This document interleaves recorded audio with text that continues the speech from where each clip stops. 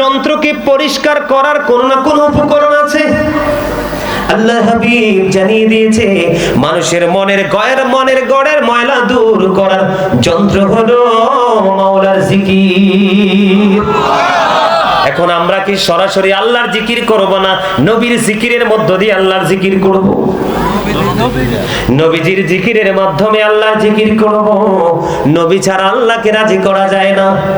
দলিল হলো আল্লাহ বলেছেন মাইয়ুতি'র রাসূলা ফাকাদ আতাআল্লাহ। আল্লাহ বলেছেন হি হো ওবিস দা স্টিল ওবিস আল্লাহ। যেই ব্যক্তি রাসূল নির্দেশ মান্য করলো সে যেন আল্লাহর নির্দেশ মানলো। আল্লাহ আরো বলেছেন কুল ইন কুনতুম তুহিব্বুনাল্লাহ ফাত্তাবিউনি ইউহিব্বুকুমুল্লাহ ওয়া ইয়াগফির লাকুম যুনুবাকুম ওয়াল্লাহু গফুরুর রহিম। আল্লাহ রাব্বুল আলামিন বলে দিয়েছে হাবিব আপনি জানিয়ে দেন কেউ যদি আল্লাহ রাব্বুল আলামিনকে আলহামদুলিল্লাহ লা ইলাহা ইল্লাল্লাহ সুবহানাল্লাহ আলহামদুলিল্লাহ লা ইলাহা ইল্লাল্লাহ লা ইলাহা ইল্লাল্লাহ লা ইলাহা ইল্লাল্লাহ নবী আমার নূরের ফুতুল জগৎ করুণের ও জালা। নবী আমার নূরের ফুতুল জগৎ করুণের ও জালা। রোজ হাসরে করবেন তিনি উম্মতের ফয়সালা। সুবহানাল্লাহ আলহামদুলিল্লাহ লা ইলাহা ইল্লাল্লাহ সুবহানাল্লাহ আলহামদুলিল্লাহ লা ইলাহা ইল্লাল্লাহ লা ইলাহা ইল্লাল্লাহ লা ইলাহা ইল্লাল্লাহ।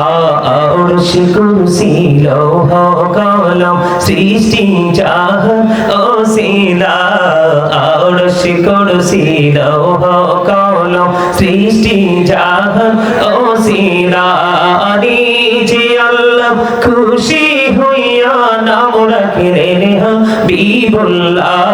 সুবহানাল্লাহ আলহামদুলিল্লাহ লা ইলাহা ইল্লাল্লাহ সুবহানাল্লাহ আলহামদুলিল্লাহ লা ইলাহা ইল্লাল্লাহ লা ইলাহা ইল্লাল্লাহ লা ইলাহা ইল্লাল্লাহ লা ইলাহা ইল্লাল্লাহ মুহাম্মাদুর রাসূলুল্লাহ সাল্লাল্লাহু আলাইহি ওয়াসাল্লাম। জোরে জোরে বলুন আলহামদুলিল্লাহ। মোটামুটি 20% আসছে। কয় পার্সেন্ট? 20%।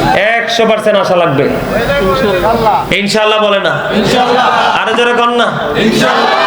আপনি যদি আমার সাথে শক্তি থাকার পরেও কথা না বলেন আপনি হবেন কৃপণ।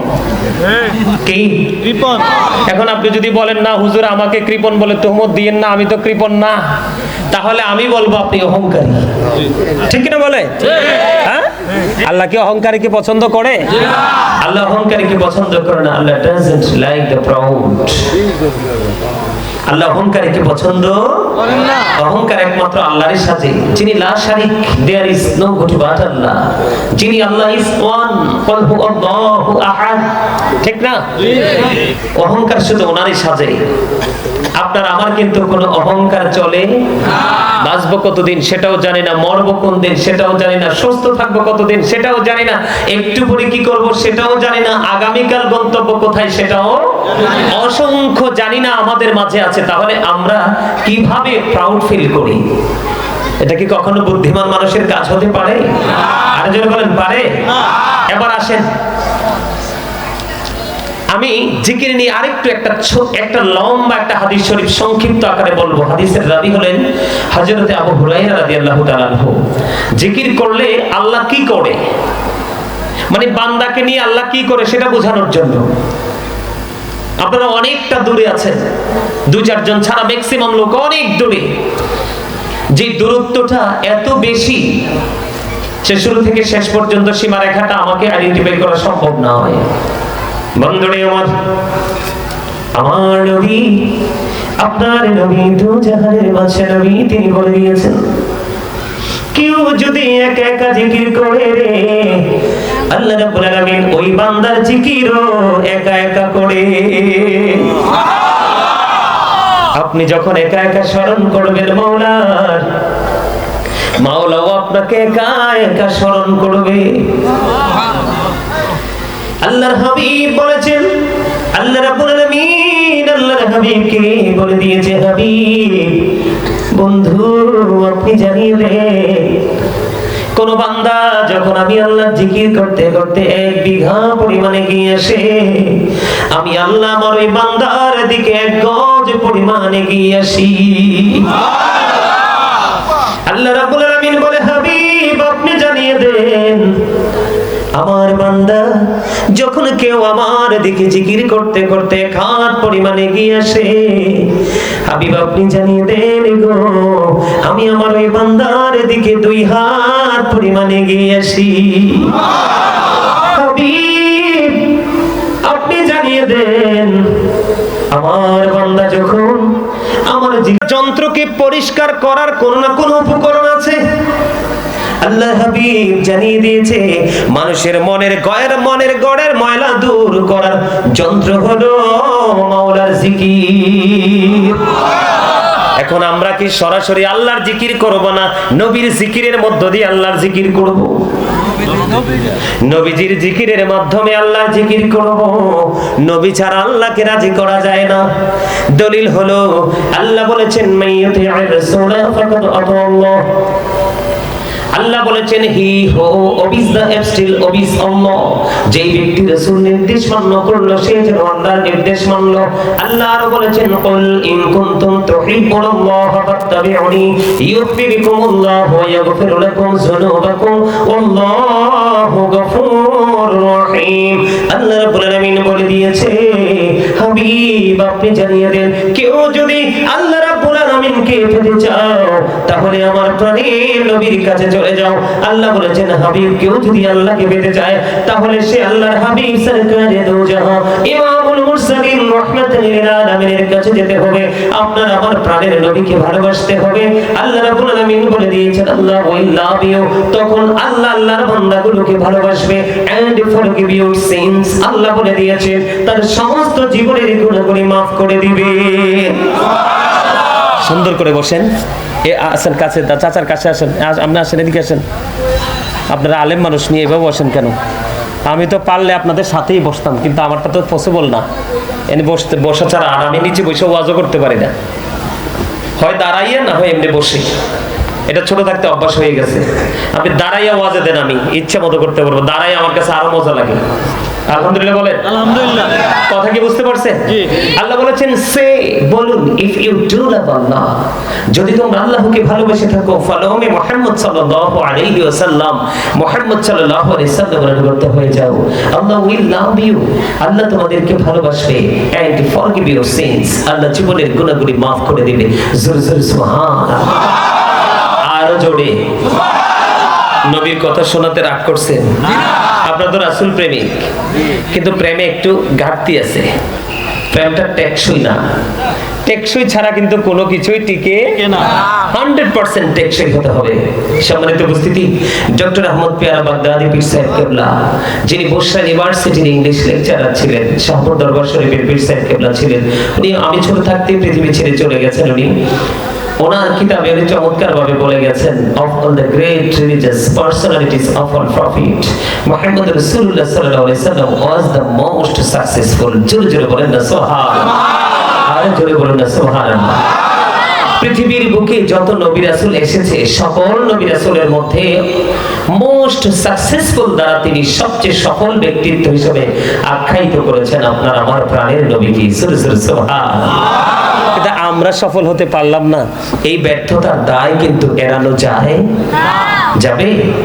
যাবে না। যাবেন কি করে? এই মিয়া ভাই কথা বলেন না, যাবে কি করে? সূরা ইউনূসের 44 নম্বর আয়াতে আল্লাহ রাব্বুল আলামিন বলেছেন, ইন্নাল্লাহা লা ইয়াযলিমুন নাসা শাইয়্যান ওয়ালাকিন্নান নাসা আনফুসাহুম ইয়াযলিমুন। আল্লাহ রাব্বুল আলামিন বলেছে, আল্লাহ আল্লাহর বান্দার উপর জুলুম করে না, বান্দা নিজেই নিজের উপর জুলুম করে। যাবেন কই? যাওয়ার রাস্তা আছে নিও না। আল্লাহ বলেছেন আল্লাহ আল্লাহর বান্দার উপর অত্যাচার করে না, বান্দা নিজে নিজের উপর অত্যাচার করে। আর অত্যাচার যারা করে আল্লাহ বলেছেন আল্লাহু লা ইউহিব্বুজ জালিমিন, আল্লাহ বলেছেন অত্যাচারীকে আল্লাহ ভালো বাসেন না। আল্লাহ বলেছেন ওয়ালিস জালিমিনা মিন আনসার, জালেমরা যখন বিপদে পড়বে আল্লাহ বলেছেন আল্লাহ তাদের জন্য কোনো সাহায্যকারীও রাখে নাই। কোথায় যাবেন সেদিন? আমি আসছি সেই দিকে। আমার আলোচনায় আমি এখনো ঢুকিনি, আরেকটু পরে ঢুকবো। সম্মানিত উপস্থিতি, আপনাদেরকে আজকে প্রাথমিক যে ট্রিটমেন্ট সেটা না দিয়ে কিন্তু আমি আমার আলোচনায় ঢুকবো না, কারণ আপনাদেরকে এখনো মনে হচ্ছে আপনারা অন্যমনস্ক হয়ে আছেন। কি আছে? এই মানুষের আসল সত্তা কি তার দেহ নাকি তার আত্মা? আত্মা। মানুষের আসল সত্তা, আসল মানুষ কোনটা? আত্মা। আত্মা, আত্মা, আত্মা আর দেহের ভিতরে পড়ে যাব। আগে এই জায়গাটা শেষ করি। আপনার আমার নবী কি শ্রেষ্ঠ? সকল নবীদেরও শ্রেষ্ঠ নবী, ঠিক কিনা বলেন? আরো জোরে। আমেরিকার যে গবেষক মাইকেল এইচ হার্ট তিনি বক্তব্য দিয়েছেন the 100 A ranking of the most influential person in the history. 100 জন প্রভাবশালীর তালিকা তিনি করেছেন। ওই তালিকাতে ইনফ্লুয়েন্সিয়াল দ্বারা আপনার আমার প্রাণের নবীকে শ্রেষ্ঠ বলে তিনি আখ্যায়িত করেছেন। আরো জোরে কন্যা সুবহানাল্লাহ। আমার নবীজির শ্রেষ্ঠত্বটাকে বোঝাতে হলে আপনাদেরকে আর কিভাবে বলবো? 1969 সনে নীল আর মসরুম 50 লক্ষ কোটি ডলার ব্যয় করে 2 বন্ধুকে নিয়ে চাঁদের দেশে গেলেন। ওখান থেকে বিন্দু পরিমাণ বালুকণা নিয়ে ফিরে আসলেন। আর আপনার আমার নবী এই পৃথিবী থেকে চাঁদ মাত্র 1,40,000 মাইল দূরে। পৃথিবী থেকে চাঁদ মাত্র 1,40,000 মাইল দূরে। এই পৃথিবী থেকে ইশারা করতে দেরি, চাঁদটা দুটো টুকরা হতে দেরি হয় না। আমি আপনাদেরকে কেমন ভাবে বললে আমার নবীর শান মান ইজ্জত কি বুঝবেন আপনারা আমি জানি না। সম্মানিত উপস্থিতি, বিশ্বের যে অ্যাস্ট্রোনমার, আমি বলছি, আমি কিন্তু রাগ করব,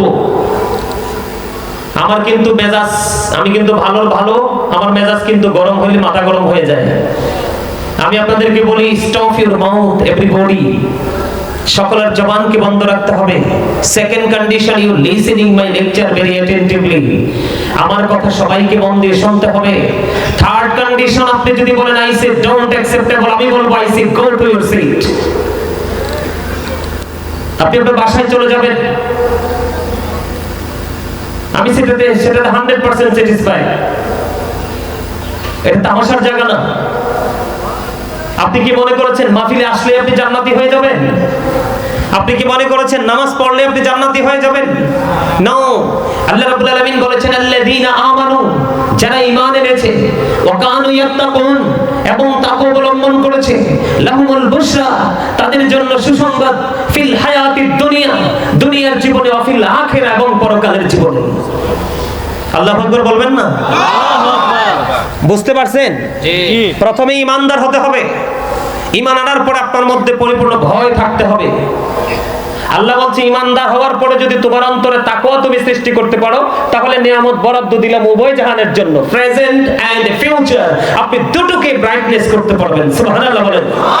আর যারা বলেন না সুবহানাল্লাহ। খবরটা কি ভালো লাগলো না? আর যারা বলেন ভালো লাগছে? অন্তরে ভয় আপনার মধ্যে থাকতে হবে, না হয় সফলতা সম্ভব নয়। আমার দিকে তাকান।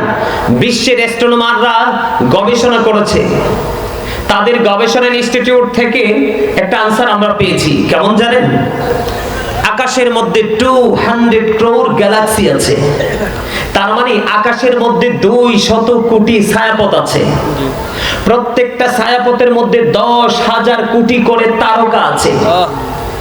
একটা তারকার নাম খেয়াল করবেন, আকাশের মধ্যে 200 কোটি ছায়াপথ আছে।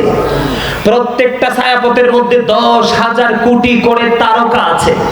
এর মধ্যে একটা তারকার নাম হলো নিউট্রন স্টার। এই নিউট্রন স্টার তারকাটার 1 চা চামচ পদার্থের ওজন হলো 1000 মিলিয়ন টন। সুবহানাল্লাহ। আল্লাহু আকবার বলেন। আর যারা বলেন আল্লাহু আকবার। 1000 মিলিয়ন টন। কল্পনা করা যায়? এত ওজন যে আকাশটা সহ্য করতে পারে, ধারণ করতে পারে, কোনো খুঁটি আছে? কোনো খুঁটি আছে? নেই, কোনো খুঁটি নেই।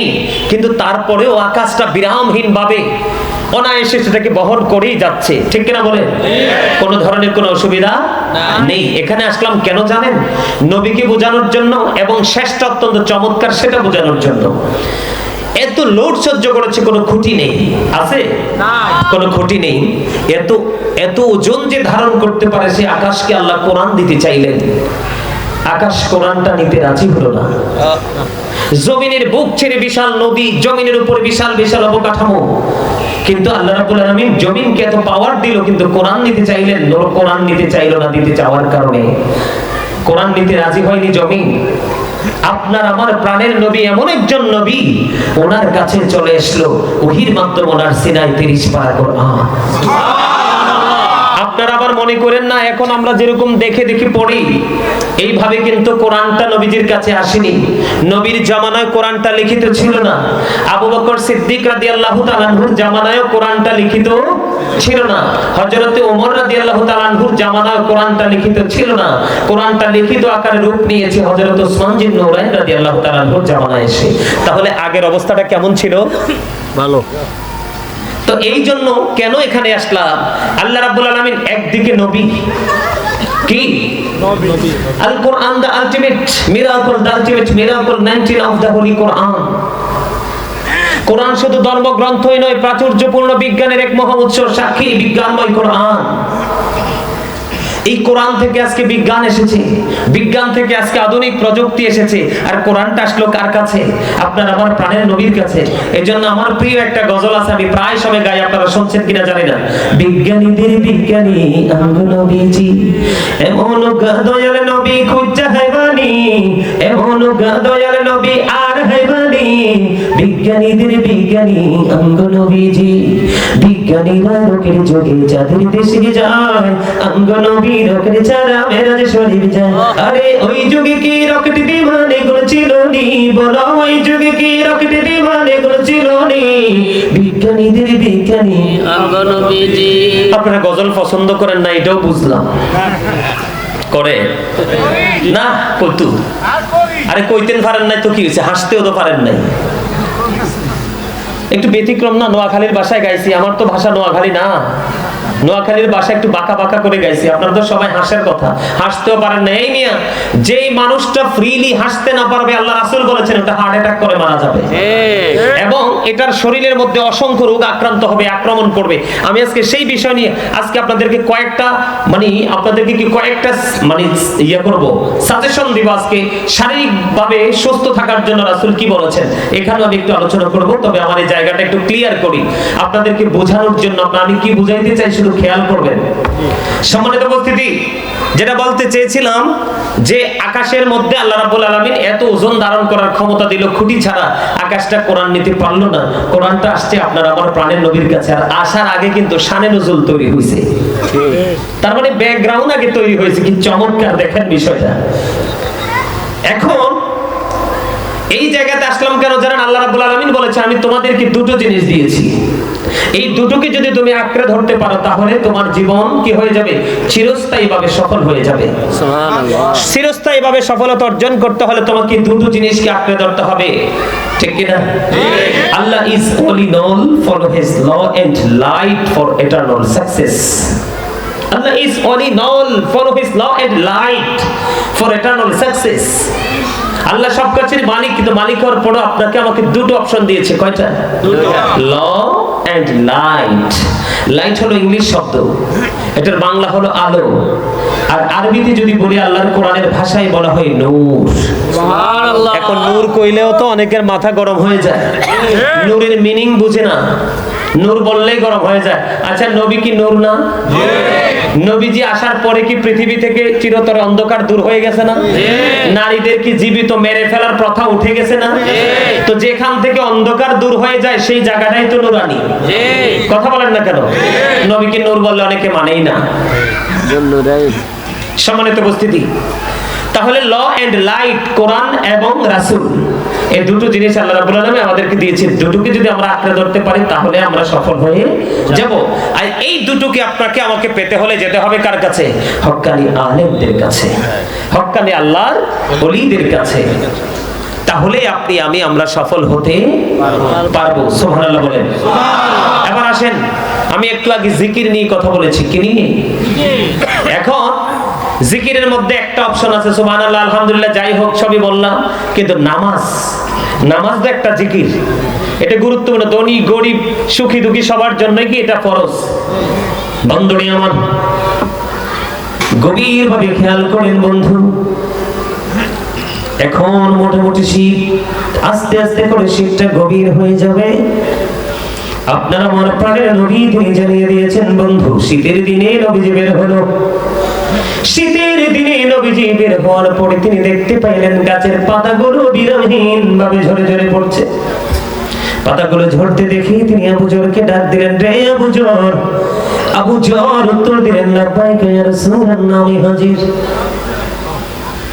আমার নবীজি গাছের দুইটা ডাল এভাবে ধরলো, ধরার পরে আবু জরকে ডাক দিলেন। আবু জর উত্তর দিলেন, লাব্বাইকা ইয়া রাসূলুল্লাহ, আমি হাজির। নবীজি বললেন, আবু জর তুমি চাইয়া দেখো রে, শীতের কারণে শুষ্ক হয়ে গাছের পাতাগুলো ঝরে ঝরে পড়ে যায়। আল্লাহর প্রিয় বান্দাগুলো যখন এই নামাজের মাধ্যমে, নামাজ নামক জিকিরের মাধ্যমে আল্লাহ রাব্বুল আলামিনের কুদরতি কদমে কপালটা লাগায় দিবে সিজদার মাধ্যমে, ওই শীতের দিনের গাছের পাতার মতো তার সমস্ত জীবনের গুনাহগুলো ঝরে পড়ে যায়।